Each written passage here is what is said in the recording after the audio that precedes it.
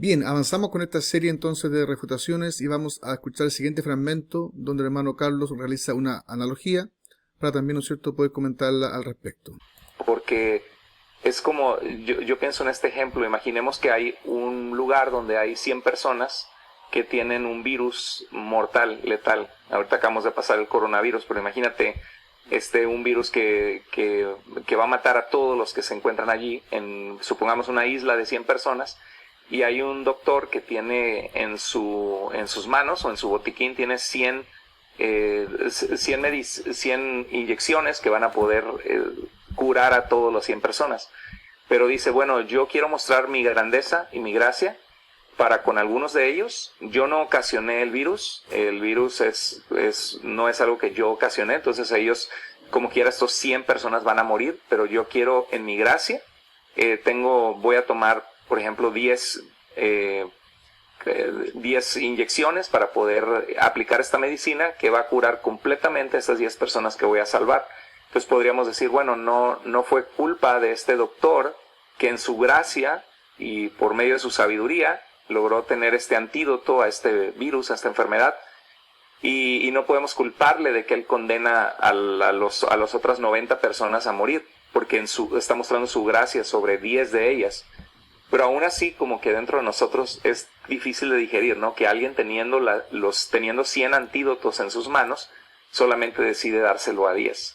Bien, entonces acá nuestro hermano Carlos realiza una analogía a través de un ejemplo que bastante buena en términos generales. Me atrevería a decir que es casi incompleta nomás, por no decir que, ¿no es cierto?, que representa plenamente, ¿no es cierto?, el punto que él quería enfatizar. Por un lado, ¿no es cierto?, esta analogía que representa con respecto a un virus mortal y un doctor, una persona que tiene el antídoto, ¿no es cierto?, o el remedio, ¿no es cierto?, para poder curar plenamente esta enfermedad, tiene gran parte, ¿no es cierto?, de sentido, y yo comparto con él gran parte también de esa analogía. Yo simplemente creo que yerra, ¿no es cierto?, en cierto aspecto, es incompleta o no representa del todo, ¿no es cierto?, el sentido. Para empezar, también comparto con él, incluso sin más lejos, más adelante él también intenta refutar, no sé si dentro de este mismo video, el quinto punto del calvinismo, que es la perseverancia de los santos. Es decir, que la salvación se puede perder o no se pierde. Y él defiende la postura de que la salvación se puede perder, o no está aún segura. Para acá mismo, dentro de su misma analogía que él realiza de este virus, él reconoce, ¿no es cierto?, que ese antídoto que tiene este doctor es capaz de curar plenamente, dice, la enfermedad. Entonces mismo también, si se consciente, está, ¿no es cierto?, dando por sentado que la salvación es segura. A quien Cristo, ¿no es cierto?, salva, es imposible que pueda perderse. Ya que el mismo ejemplo que él está realizando, aplicando, confirma que esta medicina o este antídoto cura completamente la enfermedad, lo cual yo también comparto plenamente. Ahora, al final de su analogía, él mismo, y suerte también que lo hace ver, después que enfatiza o realiza la analogía, él mismo entendiendo de que también este doctor, ¿no es cierto?, para mostrar su gracia, su benevolencia, decide solamente por gracia salvar a 10 personas, y también enfatiza él, de manera correcta, que él no era responsable, ¿no es cierto?, de aquella enfermedad, lo cual también es gatillante, y yo admiro que el hermano Carlos también reconozca eso, porque muchos arminianos, ¿no es cierto?, que con el afán de criticar, de refutar el calvinismo, caen en exageraciones o tergiversan la doctrina, intentando acusar a Dios o culpando a Dios, ¿no es cierto?, del pecado incluso del hombre. Como que Dios casi obliga al hombre, ¿no es cierto?, a pecar. Como bien dice acá el hermano Carlos en su analogía, este doctor no es culpable de la enfermedad. Es decir, eso representa que Dios no es culpable de la condenación del hombre. Dice la Biblia que la paga del pecado es muerte. Así que el hombre que se condena, siempre todos los hombres que mueren y van al infierno, van al castigo, ¿no es cierto?, no es porque Dios no los escogió para la salvación. La paga del pecado es muerte. No es, ¿no es cierto?, la no elección, es muerte. Así que el hombre que es condenado, ¿no es cierto?, lo es solamente por sus pecados. Así que con aquellos que se condenan, Dios simplemente aplica justicia, la paga de sus pecados. Y con aquellos que, ¿no es cierto?, Dios salva, simplemente muestra su gracia. Y también el hermano Carlos en su analogía enfatiza, lo cual es cierto, que solamente por gracia, para mostrar su gracia, su misericordia, este doctor aplica este antídoto a 10 personas. Pero pasa por alto, ¿no es cierto?, el hecho de que también, ¿no es cierto?, a los que no elige salvar, a los que deja, ¿no es cierto?, en sus pecados, también Dios tiene un propósito. La Biblia nos enseña que Dios todo lo hace con un propósito, no hace nada al azar. Así como nuestro hermano Carlos enfatiza muy bien, ¿no es cierto?, que con el fin de mostrar su gracia y su misericordia, Dios eligió, ¿no es cierto?, este doctor elige aplicar la medicina a 10 personas, Del mismo modo también no es al azar, no es capricho, no es de manera arbitraria que Dios, ¿no es cierto?, o que este doctor en su analogía no aplica el antídoto a todas las personas. Aquello, ¿no es cierto?, que él decide dejar, ¿no es cierto?, morir bajo ese virus mortal, es porque también Dios tiene un propósito para con todo. Sin ir más lejos, voy a leer acá, compartir brevemente en la versión NTV, el pasaje de Romanos 9, del capítulo 11 en adelante, donde leemos: sin embargo, antes de que naciesen, hablando de los hijos de Rebeca, ¿no es cierto?, los mellizos, antes de que pudieran hacer algo bueno o malo, ella recibió un mensaje de Dios. Este mensaje demuestra que Dios elige a la gente según sus propósitos. Él llama a las personas, pero no según las buenas o las malas acciones que hayan hecho. Se le dijo: tu hijo mayor servirá a tu hijo menor. Como dice las Escrituras, amé a Jacob, pero rechacé a Esaú. ¿Estamos diciendo entonces que Dios fue injusto?, pregunta Pablo. Que está la misma refutación que también acá nosotros, nuestro hermano Carlos, intentaba al final dar, o suponer, ¿no es cierto?, insinuar de que por qué no se le aplicó la medicina a todo, ¿no es cierto? Por supuesto que no, dice Pablo. Pues Dios le dijo a Moisés: tendré misericordia de quien yo quiera y mostraré compasión con quien yo quiera. Por lo tanto, es Dios quien decide tener misericordia, no depende de nuestro deseo ni de nuestro esfuerzo.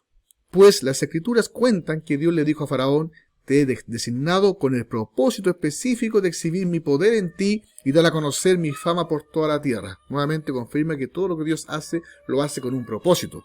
Incluso, ¿no es cierto?, acá en este caso, ejemplo de usar a Faraón. ¿Con qué fin? Demostrar su poder, ¿no es cierto?, en ti y su fama por todas las naciones. Así que, como ven, Dios decide tener misericordia de algunos y también decide endurecer el corazón de otros para que se nieguen a escuchar. Ahora bien, ustedes podrán decir: ¿por qué Dios culpa a las personas por no responder? ¿Acaso no hicieron sencillamente lo que Él les exige que hagan? No, dice Pablo, no digan eso. ¿Quién eres tú, simple ser humano, para discutir con Dios? ¿Acaso el objeto creado puede preguntarle a su creador: ¿por qué me has hecho así? Lo mismo que nuestro hermano Carlos al final de su analogía decía: a pesar de que también ya sentó el principio básico de que Dios todo lo hace, ¿no es cierto?, por gracia, la lección o el antídoto aplicado, ¿no es cierto?, solamente por gracia, por misericordia, pero al final él mismo terminó diciendo: pero aún así, decía él, como que a nosotros humanamente, ¿se dan cuenta la distinción? Una cosa es la enseñanza clara que la Biblia nos presenta, ¿no es cierto?, los principios latentes, y otra cosa es nuestra percepción humana. Y no sé si notaron, pero el video, hermano, hace esa distinción. Sin embargo, aún así, como que a nosotros nos cuesta un poquito, ¿no es cierto?, como entender que Dios, teniendo la facultad que el doctor de poder aplicar el antídoto a todos, solamente elija a 10. Y ahí como que, ¿no es cierto?, como que insinúa esa refutación o esa falta, entre comillas, quizás de amor, de misericordia de Dios. Pero acá justamente la palabra del Señor es clara. Versículo 21 dice: cuando un alfarero hace vasijas de barro, no tiene derecho a usar del mismo trozo de barro para hacer una vasija de adorno y otra para arrojar basura. De la misma manera, dice, aunque Dios tiene el derecho de mostrar su enojo y su poder, es muy paciente con aquellos que son objeto de su enojo, los que están destinados para la destrucción. O sea, no simplemente a una elección arbitraria, ¿no es cierto?, también con un propósito de mostrar su enojo y su poder, ¿ya? Lo hace, ¿no es cierto?, para que la riqueza de su gloria brillen con mucha más intensidad sobre aquellos a quienes les tiene misericordia, los que preparó de antemano para gloria. Lo mismo que nuestro hermano Carlos enfatizaba: a los que eligió, ¿no es cierto?, a los que se le aplicó el antídoto, es para mostrar su misericordia, ¿no es cierto?, su gracia. Pero del mismo modo, a los que dejó, ¿no es cierto?, es para mostrar su ira y su enojo. Nosotros, dice Pablo, estamos entre los que él eligió, ya sea del grupo de los judíos o de los gentiles. Muchas veces igual este pasaje se intenta aplicar solamente en relación a la elección de Israel. Pero acá Pablo termina diciendo, ¿no es cierto?, que esta elección es tanto de judíos como de gentiles. Por tanto, ¿no es cierto?, vemos nuevamente que esta analogía que nuestro hermano realiza tiene bastante significado, tiene bastante sentido, pero insisto, es incompleta y falla, ¿no es cierto?, en ciertas conmovisiones que nuestro hermano Carlos al final le otorga. La gracia, ¿no es cierto?, para que sea gracia, no puede deberse a nadie. Si ya, ¿no es cierto?, se le debe a alguien, deja de ser gracia.